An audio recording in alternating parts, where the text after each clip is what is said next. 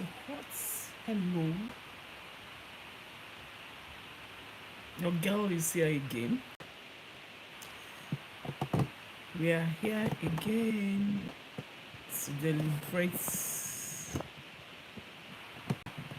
on another crucial topic, and I'm sure everyone will be interested, and everyone will surely like the topic. Just as the caption reads, and I'm going to mention facts in this topic, and you will all agree with me. So the caption says how to recognize the red flags in relationship. There are red flags in relationship that most time, probably because the lovers are already engrossed in the relationship, they just ignore the red flags. Some people ignore it. Some people feel the partner will change or can change later, or probably when the partner notices that the relationship is getting more intense and serious, he or she will get committed and the flaws in them. There are potential red flags that come up in relationship which we should never ignore. That is, you are welcome, everybody. That is why when we notice any flag, we should never ever ignore. We either talk about it and seek changes in your partner, or you may, because of that, if you know you will not be able to continue, quit the relationship. That is why, just as soon as you start any relationship and you notice any red flag, speak it out. None it to your partner. Talk it out and make sure corrections are made. Do not ignore any red flag. Don't ever ignore red flags in relationship. Ignoring red flag in relationship and going on with that relationship are moments that leads into emotional torture when you go deep into it and married. It leads to emotional violence, physical violence, and hurts, pains, and other emotional stress on both partners or one. Even that partner that is putting that is carrying these red flags is hurt too. The other partner hurts him or herself, but may not even know that the other partner alone is not the one being hurt. They both get hurt. So now I'm going to mention potential red flags in relationship. The first one is emotional red flags. When you are in relationship with anyone and you notice manipulations, you notice your partner is a very manipulatory person, you have to take care. You have to action. The partner may be manipulatory when using guilt, shame, and other means to coerce or control you. When your partner, either the male or the female, is using shame, putting shame on you, probably some things that you do, body shaming you because of your look, and you still want to go on with that relationship. No. Any partner that's so manipulatory, that is putting shame on you, that is coercing you with shame and with guilt, everything guilt is being through, you are the one that is faulty. You are welcome, everybody, have you here. everything that happens between the two of you, even when they are faulty, you'll be blamed every time. You have to take caution and know that this is a red flag. This type of partner will never allow you to speak out, will never allow you to contribute or talk. The partner will be so control behavior, coerce you, that you can never even defend yourself with explanation. So you have to be careful when you are being controlled all the time.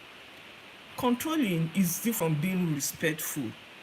So when you find somebody being so controlling and will never allow you to bring in your own input into the relationship, just know that you are being manipulated. That is emotional violence on you. You need to be very, very careful. Also, when the partner is emotionally unavailable, emotional unavailability is a very serious issue too. The partner will not have feelings, will not show empathy, will not care, love, will not show concern for the partner. That is emotional unavailability. If your partner is emotionally not available for you, then who will? The partner shows difficulty. There's difficulty in showing emotion or intimacy to you. Whatever type of intimacy, emotional intimacy, physical intimacy. When this partner is not ready to give any emotional intimacy, no, you have to be very careful. I'm not saying you should quit. You can talk it over. You can look for ways to call your partner to call your partner's attention, to be able to talk about it. Also, the third sign you are supposed to be careful about is when your partner is gaslighting. When your partner is gaslighting on issue that you are supposed to subtly, meekly talk about, you're supposed to deliberate about it. Gaslighting it, keep on making very, very strong issues, creating scenes where there are no scenes, making you to feel hot and bad all the time. When your partner is denying or distorting reality to make you question your perception, to make you you look as if your integrity is very low. Your partner will keep on gaslighting issues that you are supposed to laugh about and talk about. That you know that is a very, very serious warning sign to you. Your partner doesn't care a hoot if you are not happy or if you are hurt about certain issues. What your partner knows how to do is just to escalate whatever mistakes or error you have committed, whereas you can be called to order quietly and be corrected. Also, empathy, lacks empathy for you, for issues concerning you. When there is insensitivity to your feelings or your needs, whatever your challenge is, you tackle it on your own. Your partner doesn't care to even empathize with you and join you in relating with the challenges you have. Wherever your partner can come in, your partner should be able to come in and help, and you both sort it out. Your problem, your challenge should be your partner's challenge too. When there are challenges, your partner must not behave as if it's your own issue, that it doesn't concern them. No. Also, you should be watchful of behavioral red signs. Be very, very careful of behavioral red signs. Know that if you want this marriage, this relationship to end in marriage, you have to be very, very watchful of all these signs, the potential emotional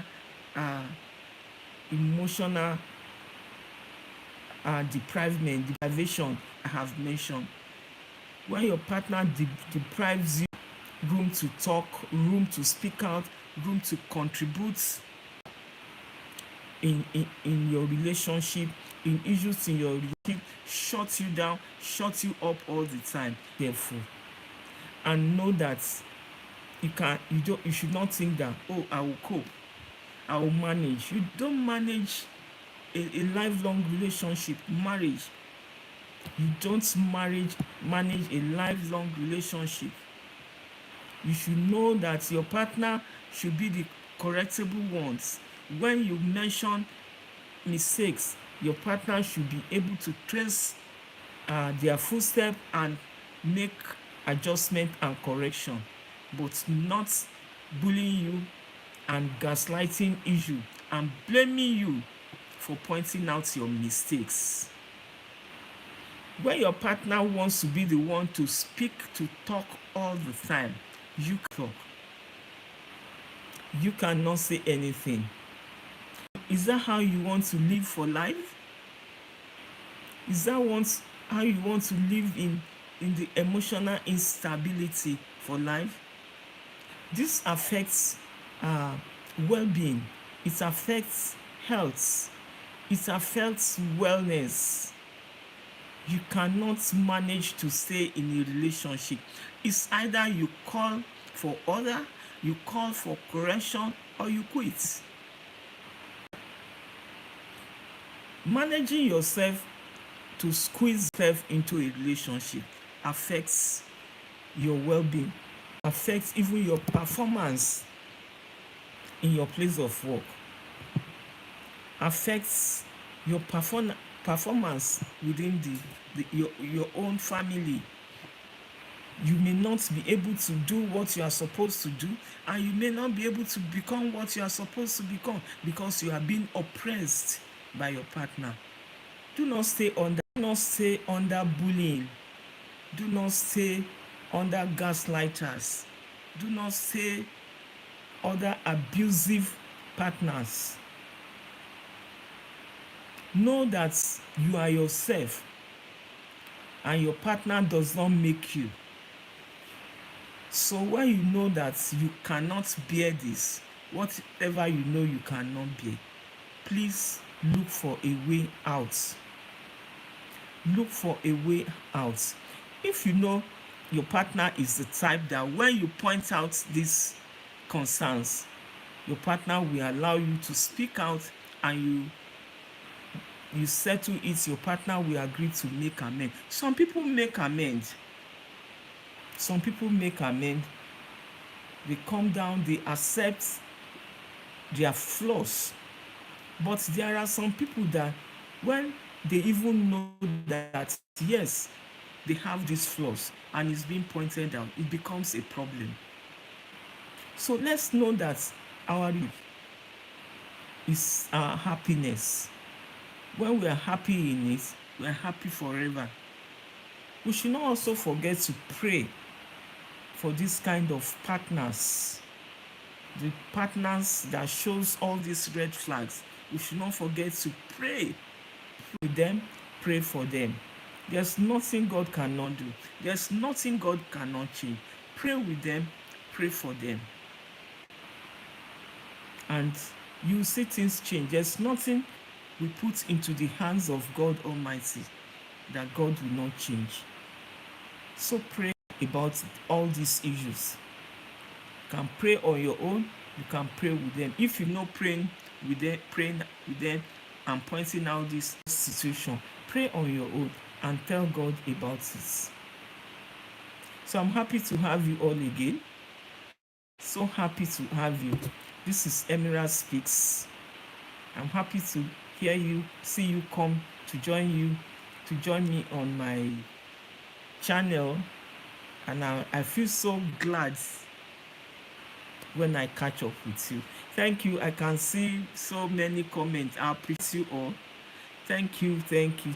Don't forget to subscribe to this channel. My niche, which is my passion, is talking about marriage, relationship, parenting, healthy lifestyle, and family. Comment, what do you think about someone being in relationship with all these red flags? These are just few red flags I've mentioned here. In my next video, I'm going to mention more red flags. More red flags. I'm going to come with more red flags so that we should note them, even tell our words, our children, our sisters, our brothers, relationship, that the manipulation in them is so great and is so worthy on the other partner, but they may not be able to speak out because they don't want to be advised to leave that relationship. So they may not want to speak out. It is a very dangerous. These are the situations that leads to domestic violence these days. There are lots and lots of issues of domestic violence. Look at the unfortunate, the singer. Look at what happened. Look at the end now. The children, they will now remain orphans because of domestic violence. It's so sad. When I watch that lady sing, my eyes become teary. And despite the bullying she faced at home, she could still come out to sing so well, so nicely, praising God, until she was unalive from domestic violence. So noticing what red flags and ignoring them are one of the reasons that affected that lady. Red flags will not speak out about that she was really staying in, thinking everything would be well. Red flags that even the children grew up to notice those maltreatment in her. Please, especially this happens with men. I'm not bullying the men. I'm not bringing the men down. Let's be careful in all this domestic violence thing. Whatever you know is getting us angry to the extent of going into abuses, we should talk about it, pray about it, talk about it. It can come to an end. I don't pray for any relationship to end. Problems can end. Pray about it. Problems can come to an end. Anger can come to an end. There are some homes that what is happening of aggression, either from the man to the woman, the woman to the man. They transfer different aggressions, probably workplace challenges, probably extended family pressure, and they now transfer it home, and it becomes domestic violence and becomes their problem. So I'll come back very soon to talk to us more. I'd like to join the community group where we can talk to people that have faced with this domestic violence. Is there anyone that wants us to talk about domestic violence? You can just notify me and let's communicate one-on-one if you want. Is there anything you want to write in the chat box about what you know about domestic violence, or perhaps you are facing domestic violence? Let's discuss, let's engage, let's pray together, and it will all come to an end. God bless. I'm happy to have you here. I'll soon be back. I'll be going to read all your comments. God bless you. Bye-bye.